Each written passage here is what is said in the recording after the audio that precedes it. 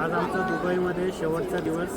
आज आम्ही global village टूरला आलो आहे. आता इथून आम्ही सरळ एअरपोर्टला निघू. सो आम्ही अबुधाबी दुबई सर्व फिरलो. 7 दिवस खूप एन्जॉय केलं. थँक्यू के विशा for your wonderful arrangement and time to time response.